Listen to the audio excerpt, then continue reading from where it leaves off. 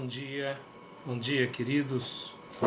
Bom dia, minhas irmãs, meus irmãos. Bom dia, meus amigos. Bom dia a todos.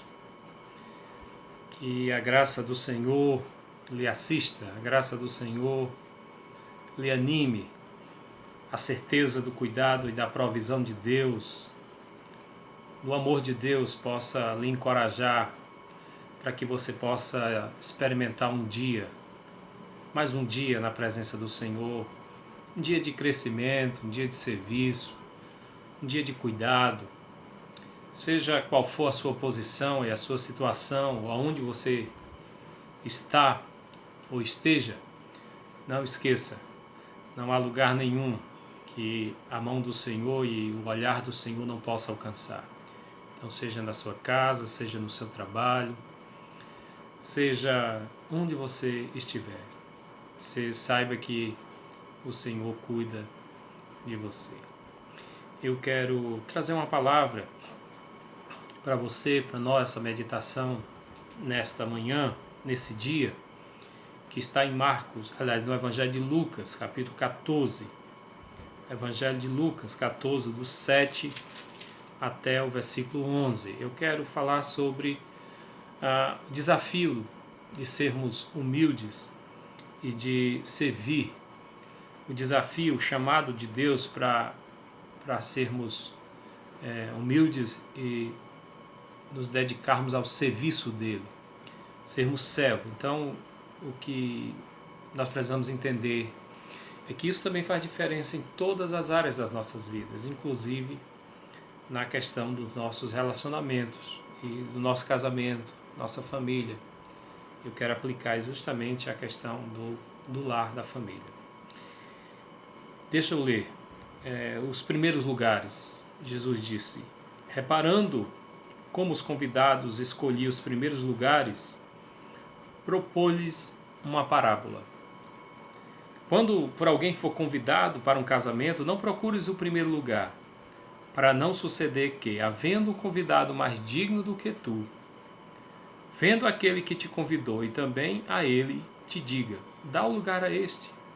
Então irás envergonhado ocupar o último lugar.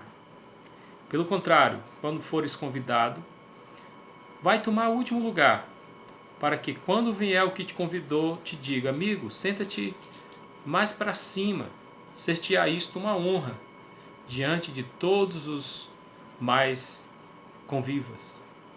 Pois todo o que se exalta será humilhado, e o que se humilha será exaltado. Queridos, aqui é o grande desafio que Jesus está nos propondo, para a gente entender a lógica deste mundo em que vivemos e a lógica do reino de Deus. Aqui há uma mensagem contracultural, é uma mensagem que choca este mundo secular, esse mundo secularizado, que vive uma perspectiva totalmente diferente, né, da proposta que o Senhor Jesus traz para nós. Então nós temos aqui três verdades que nós encontramos na vida, no dia a dia, que é essa realidade do mundo em que vivemos. A primeira é que o mundo é movido por competição. O mundo é movido por competição. As pessoas querem os primeiros lugares. Jesus falou aqui da parábola para mostrar que essa é a tendência. As pessoas querem lugar de honra, as pessoas querem lugar alto, as pessoas querem chegar primeiro, ficar em primeiro. E quem vive competindo, né, tem muito pouco espaço para a humildade e para o serviço. A segunda realidade que a gente percebe nesse mundo em que a gente vive é que os arrogantes e os egoístas, eles buscam os primeiros lugares. Então, quem quer ser o maior, ou quem quer os privilégios, eles não estão preocupados em servir, eles querem ser servidos. Eles querem ser servidos. Na próxima quinta eu vou trazer uma continuação numa conversa dos dois discípulos, filho de Zebedeu, que teve uma confusão, porque eles também estavam atrás disso. Um sentar à direita e outro à esquerda. né? A direita e a esquerda de Jesus, e isso trouxe conflito por discípulos. Portanto, quem quer ser o maior, quem quer se tornar grande, eles geralmente querem para poder ter privilégios e serem servidos. Essa é uma realidade que Jesus vai falar lá quando conversou com os discípulos, filhos de Zebedeu. E a terceira realidade é que o mundo, as pessoas querem a glória imediata, a glória do mundo. Nós já vimos isso aqui quando falamos dos fariseus que adoravam, oravam nas sinagogas, oravam nas praças, oravam no meio da rua, levantando as mãos e querendo aparecer para receber a glória dos homens. Geralmente o mundo vive principalmente hoje com as mídias, né? Com a exposição das redes sociais, com tanta gente querendo aparecer ou demonstrar, né? Escancarar suas vidas nas redes sociais, muitas vezes até para ostentar algo que nem é real, mas as pessoas querem glória, as pessoas querem um like, as pessoas querem uma curtida, as pessoas querem se sentir aprovadas pelas pessoas, aplaudidas pelos homens. Essa é a realidade do mundo. Qual é a proposta e quais são as lições que Jesus está ensinando aqui? É contra tudo isso. É contra toda esta realidade do mundo, que a gente chama, do século que nós estamos vivendo. E Jesus então ensina 3 lições preciosas nessa parábola. A primeira é que no reino de Deus, grande é quem serve. Essa é uma realidade que nós vimos em toda a Bíblia. Nós já vimos aqui que Jesus Cristo um dia pegou uma toalha, uma bacia com água e foi lavar os pés dos discípulos. Essa história está em João capítulo 13. Por ocasião da Páscoa, Jesus já está se preparando para a cruz, para o seu momento final aqui. E ele então faz esse grande gesto. E os discípulos até não entenderam. Pedro chegou até não entender por que ele era Senhor, por que ele sendo Filho de Deus, o Messias, né? Ele sendo Deus, ele vai lavar os pés. E Jesus disse assim, o que eu faço? Vocês podem até não entender, mas eu quero dizer que o que eu estou fazendo aqui é para ensinar a vocês a grande lição do reino. Quem quer ser o maior, seja aquele que serve. Então no reino de Deus é contrário do mundo, contrário deste mundo que a gente vive. No reino de Deus, grande é quem serve. Por isso que Martin Luther King Jr., um dia, num grande sermão, ele disse, todos podem ser grandes, porque todos podem servir. Então se você quer ser grande aos olhos de Deus, seja humilde, seja um servo, seja alguém que serve. A segunda lição que esta história nos traz é que no reino de Deus não reivindicamos posições, honra, nós esperamos ser honrados por Deus. É interessante que na parábola diz que, olha, quando você receber um convite, não queira logo ficar nos primeiros lugares, espera aquele que te convidou perceber que você está no último lugar e diz, amigo, venha mais para cima, suba um pouco mais, venha mais para perto. Isto é, suba num lugar mais alto. E o que é que nós aprendemos com isso? É que não adianta nós forçarmos a barra achando que nós vamos galgar posições no reino de Deus por nossos próprios méritos. Não vamos. No reino de Deus, nós esperamos ser honrados pelo Senhor.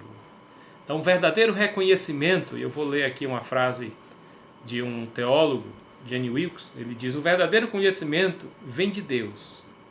A ambição competitiva não se ajusta ao perfil de alguém que serve a Jesus. Portanto, o crente não vive para competir, não vive para aparecer, para ganhar e aplausos. O crente vive para servir. O verdadeiro cristão, ele é servo. E quando nós lemos em Filipenses capítulo 2, que é uma palavra para uma igreja que está tendo uma competição lá, está havendo um conflito, principalmente entre duas líderes, Evode e Síntique. O apóstolo Paulo diz no capítulo 2, queridos, tenham em vocês o mesmo sentimento que houve em Cristo Jesus. Que ele, sendo Deus, não usou por usurpação o ser igual a Deus, antes a si mesmo se esvaziou, assumindo a forma humana. E estando na forma humana, ele se humilhou, assumiu uma forma de servo, de escravo, se humilhou, foi humilde, se humilhou até a morte, e morte de cruz. Mas depois, Deus lhe deu o nome que está acima de todo nome. Deus o exaltou sobremaneira e lhe deu o nome que está acima de todo nome. No reino de Deus, nós não estamos atrás de glórias, de posições, de reconhecimento humano. Nós estamos para servir. Esta é a visão que o Senhor quer nos ensinar. E a terceira lição da parábola é: espere pelo julgamento de Deus. Ele diz, no versículo 11, o fechamento é que todo que se exaltar será humilhado, e o que se humilhar será exaltado. Tem um autor de um livro, o Gerente Minuto, né? Ken Braschen, ele diz o seguinte: quando começamos a ter uma imagem distorcida da nossa importância e nos vemos como centro do universo, perdemos contato com quem realmente nós somos, que somos exatamente filhos de Deus. E aí, queridos, nós precisamos esperar que Deus de fato nos diga quem nós somos, nos exalte ou nos coloque nas posições que Ele quer. Quero concluir deixando duas lições para vocês, para nós, que a humildade que nós tanto precisamos e devemos buscar, ela começa quando você tem uma ideia exata de si mesmo, diante de Deus e do chamado dele para a sua vida. Não medimos o nosso valor comparando com o de outra pessoa. Deus já declarou o nosso valor mediante o dom da salvação. Queridos, não precisa você se medir ou se comparar, porque pela parábola que nós lemos, o texto diz que sempre tem alguém mais importante, pode ter alguém mais importante do que nós, do que eu, do que você. Sempre haverá alguém mais importante. Então, se nós vivermos para nos comparar, para queremos sermos os únicos, né, nós vamos entrar num parafuso aí solto de uma paranoia. Não, queridos, o seu valor, o meu valor está naquilo que o Senhor declarou que nós somos. Somos pecadores, mas fomos amados. Somos pecadores, mas fomos resgatados. Somos pecadores, mas fomos redimidos. Somos pecadores, mas fomos chamados para sermos filhos de Deus. Fomos reconciliados, justificados. E o Senhor diz que nós já estamos assentados nas regiões celestiais à destra do Senhor, no reino de Deus. Então, essa percepção de que o Senhor nos deu o maior presente, o maior dom da vida, que foi a salvação, deveria nos fazer humildes. Então, o padrão é Cristo. Não se compare com ninguém. A Bíblia diz que o nosso padrão é Cristo. E quando o nosso padrão é Cristo, não tem como a gente não ser humilde, porque quando é que nós vamos atingir a imagem do varão perfeito? Não, só na glória. Então, o que me vai mover é sempre a humildade. Eu não sou o que ainda eu serei. Eu não me tornei o que ainda eu estou me tornando. E eu estou sempre nessa caminhada, humildemente servindo. E a segunda lição é: somente quem é humilde pode ser trabalhado pelo Senhor, usado pelo Senhor. O Senhor disse isso, que o egoísta, o orgulhoso, ele vai ser abatido. Quem se exalta será humilhado. E lá em Provérbios nós lemos que a arrogância, né, o orgulho precede a ruína. E o Senhor nos diz: humilhai-vos diante da potente mão de Deus, para que ao seu tempo Ele nos exalte. Tanto Tiago diz isso, como também 1 Pedro. Então nós precisamos, queridos, sermos humildes para sermos usados pelo Senhor. Então a humildade é fundamental para os nossos relacionamentos. A humildade é fundamental para a nossa caminhada. Eu quero encerrar trazendo uma citação desse livro, O Último Degrau da Liderança.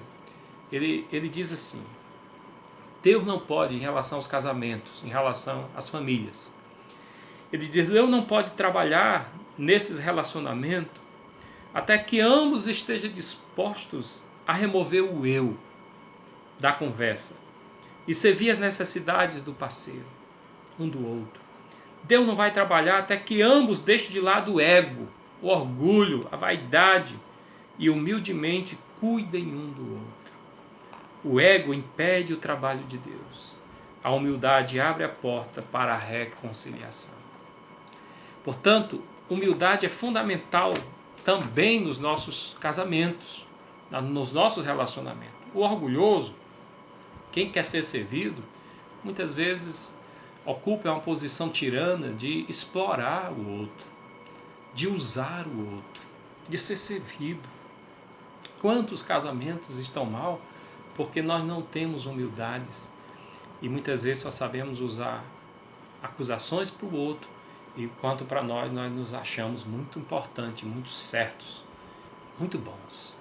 E o casamento vai à bancarrota. Que Deus nos abençoe, que você entenda a palavra do Senhor, o convite do Senhor para sermos humildes, para servirmos uns aos outros em amor. Que Deus nos abençoe, que Deus nos dê um caráter de servo, que é o que nós precisamos para nos contrapor a esse mundo, para fazermos diferença no reino de Deus. Que Deus te abençoe e te dê um dia abençoado, em nome de Jesus. Um abraço.